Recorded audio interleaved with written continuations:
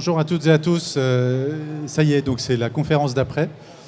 Donc nous allons passer 45 minutes ensemble. Je suis Xavier Huin. Je me présente rapidement, mais je présenterai les intervenants juste après. On va passer 45 minutes ensemble pour parler de Evolu. Donc Evolu, ça veut dire, je vous le dis tout de suite, engagement volontaire pour une logistique urbaine plus efficiente. Et c'est une initiative dont je vais détailler un petit peu les contours, qui a démarré il y a à peu près 2 ans, et dont on va vous donner aujourd'hui les premiers résultats. Donc vous avez 4 intervenants avec moi. On va faire une sorte d'histoire en fait de Evolu. Où est-ce qu'on en est aujourd'hui, comment ça s'est passé, à quoi on a abouti aujourd'hui, et surtout terminer par qu'est-ce qu'on pense continuer pour les prochains mois ou années. Alors j'ai le plaisir d'avoir avec moi 4 intervenants. Il y avait une 5e, Nathalie Wouk, de la région Île-de-France, qui malheureusement n'a pas pu venir aujourd'hui pour des raisons personnelles. Donc je commence par Jean-Baptiste. Jean-Baptiste Derdois, qui est manager mobility de PTV Group. À ses côtés, Gaëlle Quéré, la directrice RSE Distribution Express de Géodis. De l'autre côté de la scène, Christelle Seyé, directrice de la mobilité de Grand Paris Seine-Ouest. Et pour terminer, Tariel Chamois, qui est Head of Sustainability France et Maghreb de DB Schenker. Alors ces 5 moins 1 acteurs, on les a réunis en fait sur ce projet Evolu dont je vais vous parler maintenant, en passant le slide.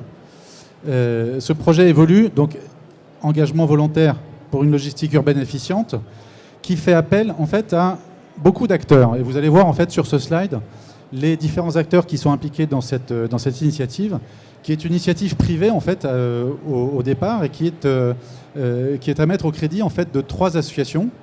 La première, c'est pas très bien, mais donc la dernière sur le slide, mais la première que je représente, qui est l'Institut du Commerce. Donc j'ai oublié de me présenter, je suis le directeur général de l'Institut du Commerce, qui est une association qui regroupe les fabricants, les distributeurs des produits de grande consommation, donc les Carrefour, Auchan, Leclerc et tous les fournisseurs que vous allez pouvoir trouver dans leurs magasins. Mais 2 autres associations que vous connaissez bien, le Club Déméter qui anime la fresque de la logistique juste derrière, et France Supply Chain, dont Valérie Macrez est présente ici. France Supply Chain qui est vraiment l'association de la verticale supply chain, tous secteurs confondus. Donc vous avez compris que ces 3 associations sont totalement complémentaires et ont un certain nombre d'entreprises adhérentes qui sont très concernées par la logistique urbaine. Et on a eu cette idée bizarre et étrange de travailler ensemble, de vouloir travailler ensemble en fait, et de mettre en commun finalement tout ce réseau de nos adhérents pour travailler sur une logistique urbaine plus efficiente. Ce que vous voyez au milieu, ce sont les territoires, enfin le territoire qui est représenté donc par Christelle, le territoire Grand Paris Seine-Ouest, qui, comme son nom l'indique, est à l'ouest de Paris. Et vous voyez ici en fait les différentes communes qui sont concernées, enfin qui sont dans ce territoire. Ça représente quand même 320 000 habitants, donc c'est déjà une taille assez conséquente.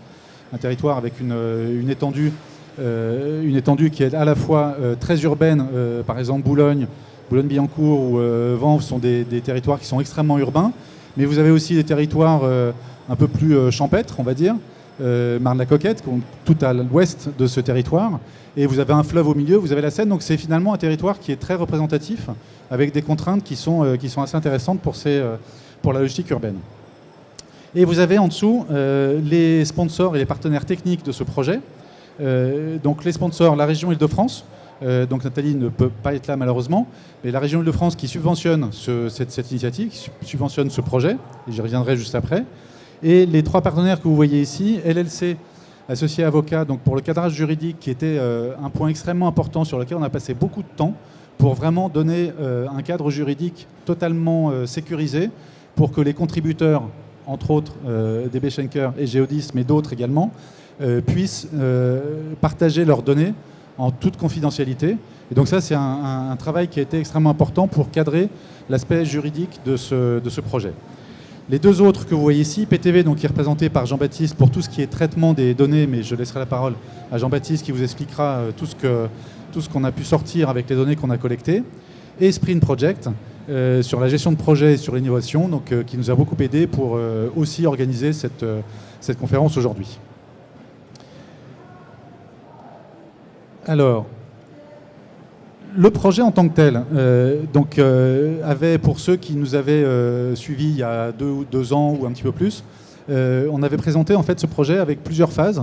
La première étant la collecte de données, parce qu'il était extrêmement important de savoir ce qui se passe en fait sur un territoire avec des contributeurs, avec des chargeurs, en fait, avec des acteurs économiques qui livrent des marchandises sur ce territoire. Et donc, on a eu en fait 5 contributeurs. Donc, vous voyez ici 2 dans la messagerie express dans le B2B, 2 plus orientés e-commerce, point relais ou click and collect, et un contributeur avec des magasins physiques. Alors, seuls 3 ont accepté de partager leur nom, donc Geodis DB Schenker que vous voyez ici, et Raja, donc, qui n'est pas présent aujourd'hui, mais qui a contribué donc, à ces données. Le périmètre, j'en ai parlé tout à l'heure, donc 5 entreprises contributrices, ça représente en fait, alors on a collecté des données sur 3 périodes, en fait octobre de 2021, 2022, 2023, pour avoir une évolution aussi sur des mois comparables, 2020, 2021, 2022, pardon.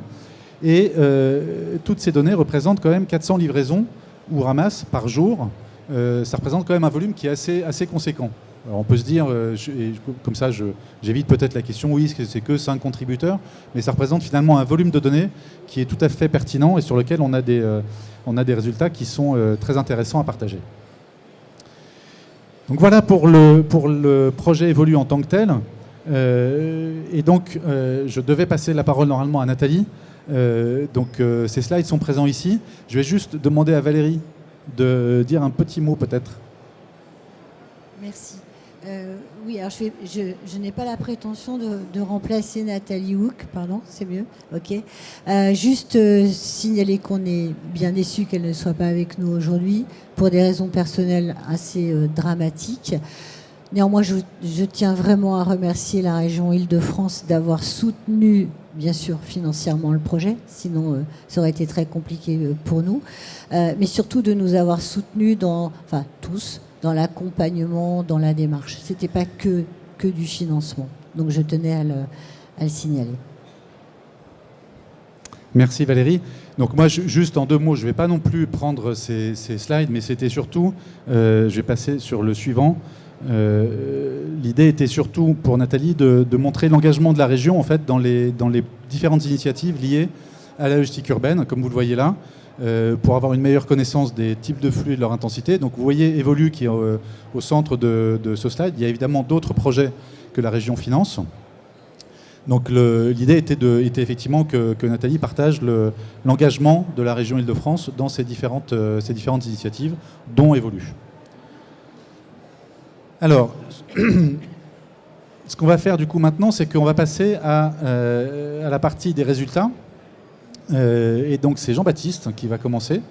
Je vais passer juste le slide. Vous allez voir une belle carte de GPSO avec plein de points. Alors qu'est-ce que c'est que tout ça? Voilà, donc bonjour à tous. Donc chez Jean-Baptiste Derdois, donc de chez PTV. Donc chez PTV, nous sommes éditeurs de solutions logicielles pour l'optimisation des mobilités. Donc ça concerne l'évolution des mobilités liées à la logistique, mais aussi l'évolution des mobilités tout mode, donc multimodales, donc les mobilités des personnes sur les territoires. Donc c'est nous qui avons pris en charge l'exploitation des données qui ont été transmises par les partenaires. Et donc on a récolté un total donc, de plus de 25 000 livraisons et ramasses sur le territoire de GPSO. Et on les a analysées. Donc grâce aux solutions logicielles, on a reconstitué toutes les tournées. On a pu faire différentes analyses. Et donc on vous en présente 2 principales ici. Donc la première qui est présentée ici, c'est la présentation, le niveau de service des livraisons en termes d'accessibilité à une aire de stationnement. Donc sur le territoire de GPSO, il y a aujourd'hui 260 aires de stationnement. Et ces 260 aires de stationnement qui sont représentées par les triangles jaunes, elles permettent du coup de desservir 5000 livraisons dans une hypothèse d'aire de chalandise de 50 mètres. Donc il y a 5000, c'est-à-dire 20% des livraisons et ramasses qui sont dans l'aire de chalandise d'une aire de stationnement sur le territoire aujourd'hui. Et donc ça veut dire aussi qu'il y en a 80% qui sont à plus de 50 mètres et il y en a notamment 40% qui sont à plus de 150 mètres. Donc à partir de ce constat, on a réalisé l'exercice d'augmenter l'offre en aire de livraison pour voir quel niveau de service on pouvait offrir aux livraisons et aux ramasses. Et donc, en passant de 260 à 400 places, en les positionnant de manière opportune. Donc, voilà, donc on a rajouté ici, on est parti donc des 260 R en jaune, on en a rajouté 140 en plus, en les plaçant du coup de manière pertinente, et ça a permis du coup de desservir 50% des livraisons et ramasses en conservant cette aire de chalandise de 50 mètres. Et on a poussé l'exercice et on est allé jusqu'à 650 R qui permettraient donc ils ne sont pas représentés ici, mais qui permettraient de desservir 75%. Et en allant jusqu'à 1000 R de stationnement, on couvrirait 90% des livraisons et ramasses sur le territoire. Donc ça, bien sûr, c'est un exercice théorique, c'est un constat qui après pourra être mis en perspective du coup avec le territoire de GPSO. Donc ça, c'était la première approche, comment passer de 20% de ramasse et livraison desservies à un meilleur taux et un meilleur niveau de service. Le deuxième exercice qu'on a fait, parce que du coup c'est présenté ici, donc l'enjeu c'est quand même aussi d'arriver sur le territoire. Donc on a aussi analysé les temps de parcours qui sont donc les temps de parcours des véhicules de livraison. Donc ce qu'on a constaté, c'est que sur le territoire GPSO même, l'impact en termes de temps de parcours, il est relativement faible. Il y a 45% des tournées sur le territoire qui ont un temps de parcours qui est inférieur à 10% d'un réseau à vide. Donc les bouchons, entre guillemets, impactent relativement peu les tournées sur le territoire. En revanche, pour le déplacement du dépôt jusqu'à l'accessibilité du territoire, là, il y a un vrai enjeu. Et pour pouvoir réaliser les livraisons et les dessertes à partir de 9h du matin, ça veut dire qu'il faut partir tôt et il faut être en fait sur le réseau structurant d'Île-de-France pendant la pleine période de pointe. Et donc la question qui s'est posée, c'est comment éviter d'être justement contraint de circuler sur le réseau magistral d'Île-de-France et comment un peu s'émanciper de cette période de pointe. Et donc l'idée qui a été travaillée, c'est la question des hubs urbains. Et donc on a fait l'exercice ici de positionner 3 hubs urbains de manière pertinente sur le territoire, c'est-à-dire de pouvoir couvrir le territoire, mais aussi d'être sur des axes qui sont relativement accessibles pour la circulation routière. Et donc là, les trois hubs proposés sont représentés ici par les triangles bleus. Donc un sur Boulogne, un sur ici Montmirail-au-Vent et puis un vers Sèvres. Et donc à partir de ces positions-là, on serait en mesure, avec une aire de chalandise théorique de 2 km, de desservir 95% des livraisons et ramasses sur le territoire, en respectant notamment la question des coupures urbaines et notamment du coup la Seine qui impose des contraintes en termes de circulation. Voilà donc les deux principales conclusions que je voulais vous présenter ici. Merci beaucoup Jean-Baptiste. Alors maintenant, je vais laisser la parole aux contributeurs, en commençant par Gaël, qui va nous parler de comment vous êtes arrivé dans ce projet, dans cette initiative, et quelles sont les stratégies que Géodis a en fait pour la logistique urbaine. Alors, comment on est arrivé sur ce projet? Je pense que c'est parce qu'on est aussi dans les sujets avec France Supply Chain et tous ces acteurs, et on cherche tous ensemble des solutions, puisqu'en fait, effectivement, on a bien conscience que ces sujets, on devra avancer en coopération, parce que seul, on va avoir du mal à aller jusqu'au bout de nos ambitions. Et donc, si on veut parler juste de la logistique urbaine, pour travailler sur ces sujets, pour les transporteurs, il y a un peu 3 piliers majeurs. L'optimisation du transport, la réduction de kilomètres, l'optimisation des chargements. Ça, c'est un peu notre cœur de métier, c'est ce qu'on faisait déjà. Mais on recherche toujours de l'innovation dessus, et quel que soit le transporteur. Après, il y a la partie transition. Effectivement, quand on va parler de nuisances environnementales, on va parler de transition aussi écologique, donc technologique sur les véhicules. Donc là, on a toute l'évolution technologique des véhicules avec les véhicules électriques, bio-GNC. On a aussi des sujets d'avitaillement énergétique, ce qui amène des sujets aussi d'organisation. Donc, transition écologique, technologique. Et le troisième pilier, ça va être l'organisation et la logistique au sein de la ville. Et ça veut dire quoi? Ça veut dire s'adapter aussi au fonctionnement de la ville, aux dispositifs qu'il va y avoir, l'implantation des commerçants. Est-ce qu'il y a effectivement un fleuve? On peut imaginer des barges. Est-ce qu'il faut avoir un centre au cœur de la ville ou déporter? On va avoir différents dispositifs et on est obligé de s'adapter en fonction des collectivités et des implantations nécessaires et même de là où sont nos agences. En fait, à chaque fois, on se pose des questions de comment on est implanté, qu'est-ce qu'on peut apporter à la collectivité et quel est le besoin des commerçants et des entreprises. Et en fait, c'est ça la logistique urbaine. C'est un écosystème qu'on doit structurer pour arriver à améliorer notre logistique et réduire notre impact ensemble. Je vais laisser la parole à Tariel pour la suite. Oui, je complète, parce qu'effectivement, tout ce que tu viens de dire est tout à fait correct. Il y a bien longtemps, on était dans les villes pour pouvoir servir les industriels qui exportaient les villes françaises, il y a 30-40 ans. Aujourd'hui, on se réinstalle dans les villes pour gérer la distribution. Donc la carte qui a été montrée, c'est bien la remise en place d'une structure logistique de distribution dans le cœur des villes. Et dans le cœur des villes pour servir pas la logistique urbaine, mais les logistiques urbaines, puisqu'on est multiples et on voulait, nous aussi, apporter notre contribution en termes de données pour bien se rendre compte du travail qui est fait par ces transporteurs qui sont multiples. On parle de B2C, de B2B, de froid, de grande distribution, de parcelles. Donc on est très multiples et donc il faut une vision. Et là, cartographier, les choses au moins sont claires et on peut les montrer. Sur la question de nos enjeux, elle est clairement apporter du service aux clients de notre client.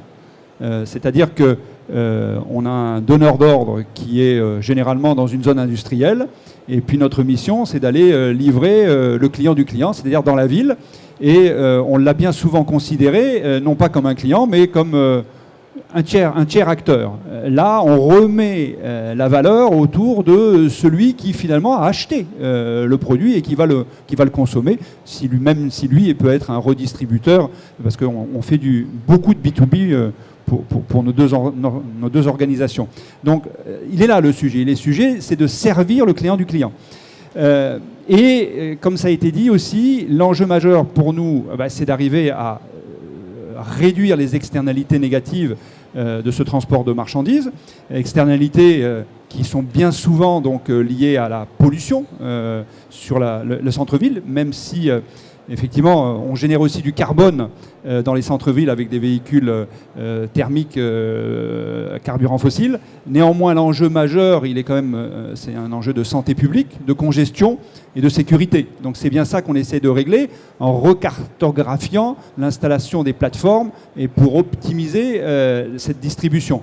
L'enjeu carbone, je le parque parce que la grande partie des émissions de CO2 que nous générons dans le transport est principalement sur la longue distance. Donc il faut bien compartimenter les deux sujets. Et là, on adresse vraiment le sujet de la question des émissions de polluants.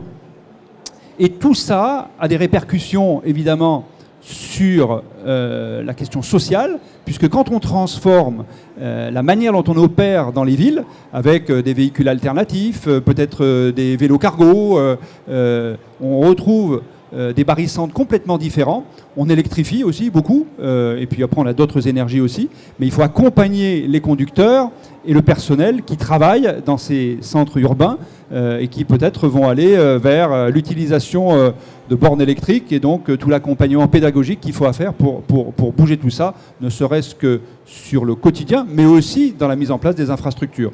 Donc voilà, ce projet, il accompagne finalement la vision de la transformation de la chaîne de distribution des marchandises que nous gérons, en donnant un éclairage, certes fait par une équipe, on va dire, de droit privé, mais qui quand même éclaire quand même l'ensemble du paysage et qui pourra, j'espère, apporter une contribution aussi plus largement et éclaire finalement les pouvoirs locaux. Merci Tariel. Alors, on reviendra après, je reviendrai vers vous deux en fait pour vous poser des questions sur d'autres initiatives que vous pouvez gérer. Mais je voudrais qu'on termine l'histoire en fait avec le territoire, donc avec Grand Paris Seine-Ouest. Et pour vous, en fait, quels sont, parce que quand on vous a présenté ces résultats, quelle a été votre réaction? Quels ont été les enseignements finalement que vous avez tirés de tout ça? Alors en fait, on en a profité à plusieurs niveaux. Grand Paris Seine-Ouest n'a été rien que le territoire hôte, on va dire, de toute cette démarche qui a été initiée effectivement par l'ensemble des partenaires. Mais ça a été intéressant pour nous dans la mesure où on s'est aperçu qu'on collaborait véritablement sur le travail de la donnée. Nous, on travaille tous les jours à constituer des bases de données géographiques avec le recensement des aires de livraison, par exemple. On a aussi des comptages routiers et on était plus que ravis de voir que ça pouvait servir aussi à enrichir le travail de l'équipe qui, elle, de son côté, apportait toute la donnée logistique. Et donc ça, c'est le premier rapport pour nous, c'est de valoriser notre donnée aussi, finalement, et d'apprendre à partir d'un travail commun. Alors, dans les enseignements, très clairement, ça nous a permis d'objectiver, en fait, un ressenti et de le quantifier. Alors, peu importe, je veux dire, à la rigueur, nous, ce qu'on cherchait à avoir, c'était pas de connaître le nombre de tonnes qui passaient sur telle route à tel instant ou le nombre de flux de marchandises. En revanche, d'avoir une cartographie, je dirais, des points d'impact de l'activité logistique dans la ville, ça a été extrêmement intéressant et surtout, on voyait tout à l'heure sur la carte, pour bien faire, il faudrait qu'on fasse x4 sur les aires de livraison. On s'aperçoit que les points de livraison sont extrêmement diffus. C'est pas vraiment une surprise, on le savait, on le voit tous les jours, nous, la livraison, notamment à domicile. Mais là, au moins, j'ai la quantité et je sais que je ne vais pas y arriver. C'est-à-dire que faire x4 sur les aires de livraison dans un milieu urbain déjà contraint, c'est très compliqué. On est confronté tous les jours à la nécessité d'utiliser l'espace de stationnement pour autre chose, notamment à l'installation des bornes de recharge pour véhicules électriques. Aujourd'hui, c'est une pression assez forte qu'on a sur l'espace public. On a la même chose sur le stationnement vélo et sur tout type de valorisation, je dirais, de l'espace public. Donc, j'ai trouvé ça extrêmement intéressant de pouvoir travailler ensemble à l'évolution, on va dire, des enseignements de cette expérimentation, avec donc une première étape qui est de dire il y a un travail sur les aires de livraison, mais il serait énorme pour bien faire.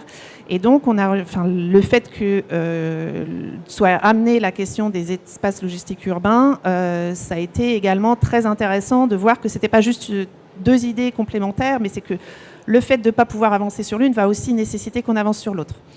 Donc ça, c'était extrêmement intéressant. Et moi, je fais le parallèle un petit peu avec ce qui s'est produit pour nous dans la gestion des flux, notamment des flux de vélos pendant le Covid. On a appris les villes à faire ce qu'on a appelé pompeusement de l'urbanisme tactique ou de l'aménagement tactique, c'est-à-dire qu'on a fait des aménagements provisoires pour voir ce que ça donnait. On a fait des pistes cyclables qu'on a appelées les coronapistes et on s'est aperçu qu'elles avaient une véritable... ça a créé un appel d'air, si vous voulez, et que ça entraînait des flux vélos supplémentaires. Et les pistes qui ont fait la démonstration de leur utilité, on les a préservées. Donc pour moi, je pense qu'on en est un peu à ce stade-là dans les outils logistiques qu'on cherche à construire. C'est peut-être de faire des outils logistiques tactiques, temporaires, expérimentaux, mais de se dire on fait la démonstration de l'utilité et après on sera en capacité de pérenniser, de réserver du foncier de manière plus volontariste. Voilà ce que ça nous a apporté. Merci beaucoup. Merci Christelle. Moi, je vais du coup terminer complètement l'histoire avec... donc là, vous allez voir simplement les intervenants, mais vous parlez un peu de la suite, parce que là, vous avez compris qu'on a eu cette première expérimentation sur un territoire avec la région qui subventionnait ce projet. Il se trouve qu'on a encore un peu de subvention de la région disponible, donc on va pouvoir aller plus loin. Et on a deux pistes en fait qui ont été identifiées. La première, avec le territoire GPSO, avec les acteurs ici présents, sur cette notion de hub urbain mutualisé. Et en fait, je reposerai la question après, mais on s'est aperçu qu'il n'y avait pas finalement d'initiative, de réalisation concrète de hub urbain mutualisé, dans le sens vraiment mutualisé entre plusieurs acteurs économiques et opéré par plusieurs prestataires. Donc ça, c'est une piste d'évolution.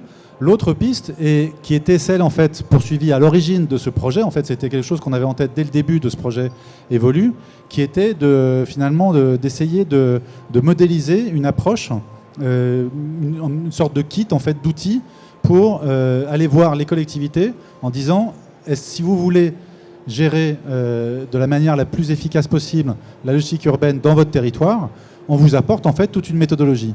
Donc là en fait on est prêt à tester cette méthodologie-là qu'on a testée.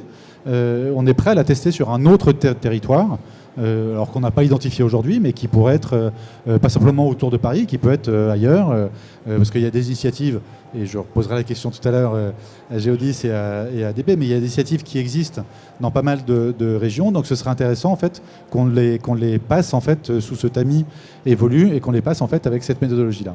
Donc ça, ce sont les deux pistes de continuation, d'évolution de cette initiative.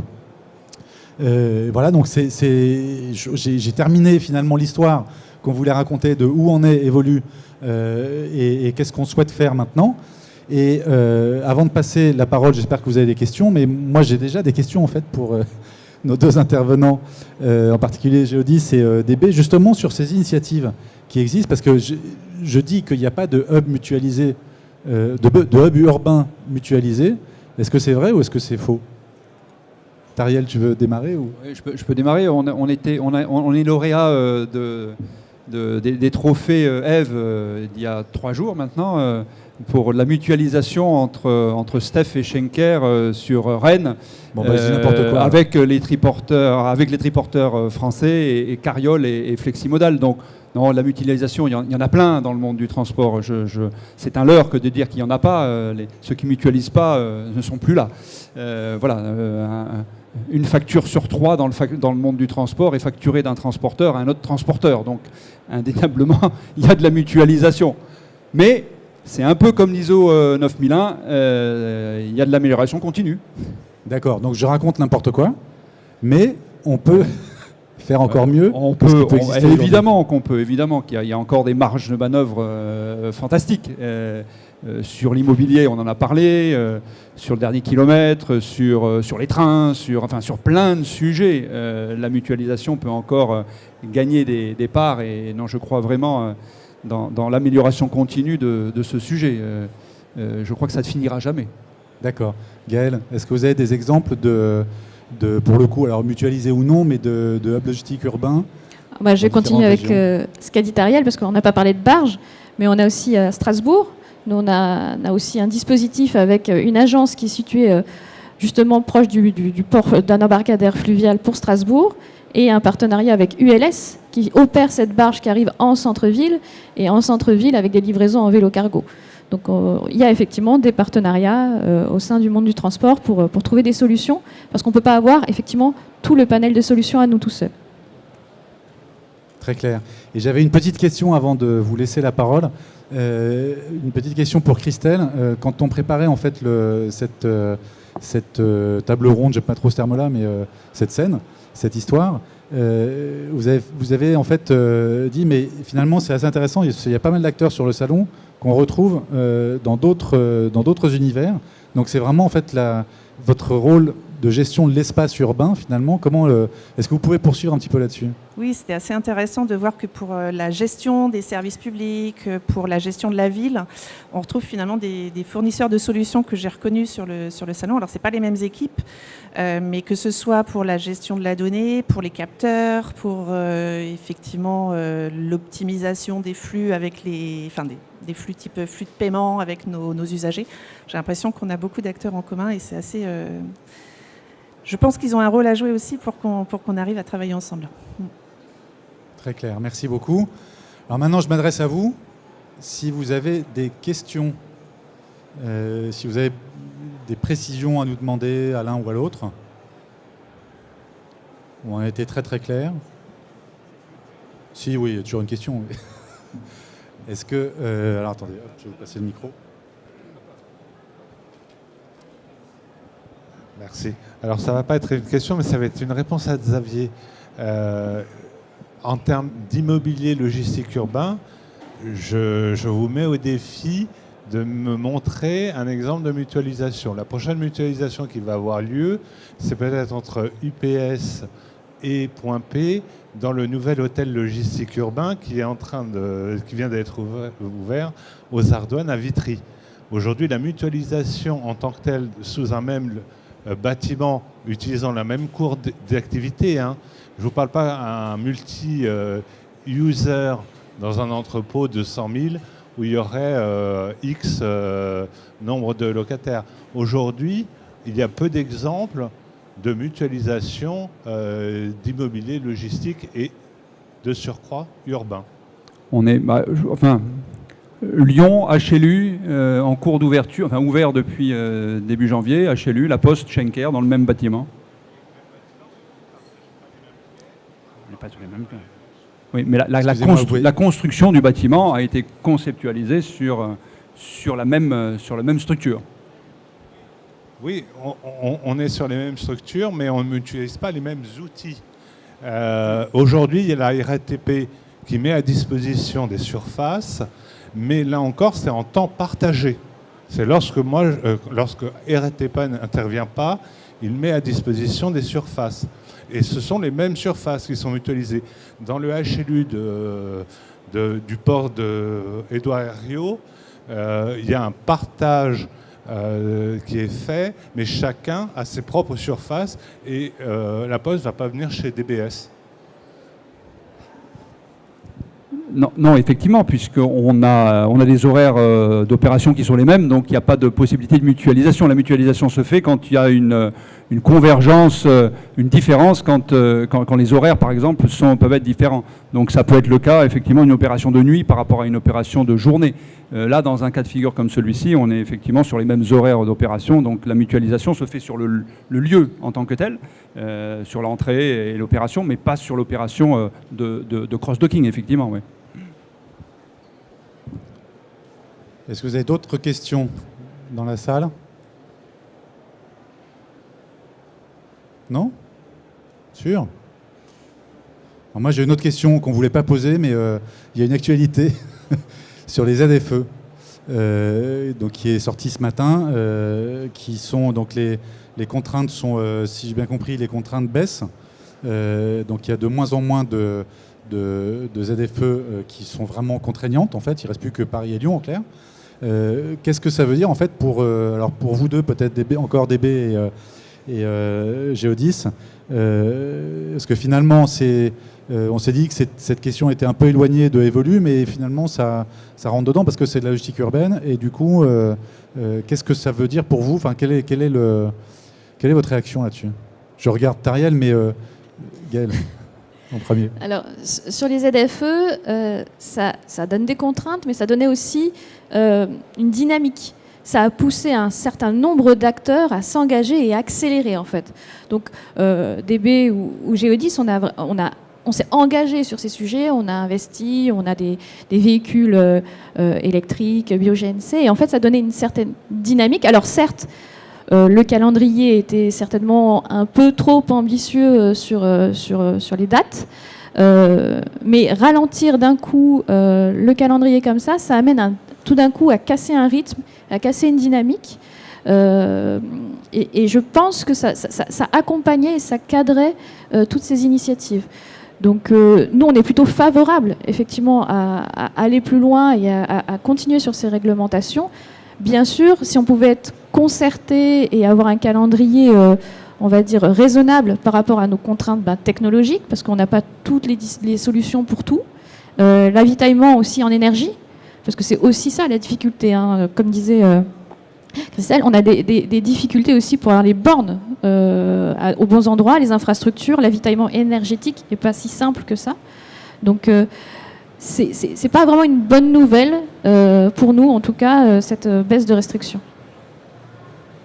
Et Ariel? Oui, je vais compléter. Effectivement, là, on est sur ce sujet de la transformation du parc de véhicules, on est sur du temps long. Contrairement à ce qu'on a pu vivre jusqu'à présent, où on va dire la data, c'est un temps court, ça se joue sur 6 mois, 2 ans.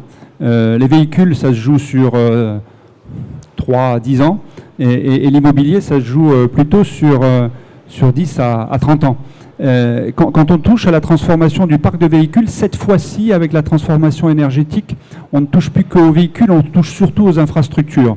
Et donc, quand on évoque que ça soit donc le passage à de l'électromobilité, parce que c'est de ça dont on parle, hein, grandement, on est sur un temps plus long. Donc, si on regarde un peu dans le rétroviseur, il y a 5 ans, quand on a commencé à parler de tout ça, il n'y avait pas de poids lourd électrique. Enfin, il n'y avait pas de poids lourd électrique. Donc les premiers, c'est du rétrofit qu'on a généré avec, avec des acteurs très, très locaux. Aujourd'hui, ça y est, il y a des poids lourds, donc le sujet est là. Et quand on casse finalement ce calendrier, on génère une impossibilité d'investissement. Alors il y a ceux qui l'ont fait quand même et ceux qui ne le font pas. Et aujourd'hui, on va aboutir à une situation d'écart concurrentiel entre ceux qui ont bougé des parcs et ceux qui ne l'ont pas fait. Et donc, quelque part, une concurrence déloyale, puisque les uns auront une partie de leur parc qui aura muté, les autres non. Et donc, économiquement, on ne sera pas au même diapason sur le marché libre du transport de marchandises. Donc, je vois ça comme une vraie inquiétude. Une vraie inquiétude, même si, tout à fait d'accord, le calendrier était évidemment un petit peu trop... la barre était un petit peu haute. Donc voilà, un peu critique effectivement sur ces allers-retours et sur ce manque de vision à long terme. D'accord, donc on parlait tout à l'heure avec Christelle des petits pas ou des initiatives en fait, qui permettent d'avancer. Cette vision long terme, elle est importante, mais donc ce que tu dis, c'est qu'effectivement, il faut peut-être avoir une vision qui soit un peu plus réaliste que ça. Ok. Alors, dernier appel à la salle pour vos questions, nombreuses ou pas? Non, toujours pas de questions. Ben, s'il n'y a toujours pas de questions, moi je tiens à remercier vivement tous les intervenants, donc Tariel Chameroy, Christelle Seyé, Gaël Quéré et Jean-Baptiste Derdois. Et de nous aider en fait sur Evolu et de continuer à faire que cette initiative soit la plus pertinente possible pour tous les acteurs économiques, chargeurs comme territoire et la région au sens large. Donc merci beaucoup et merci à vous. Merci Xavier.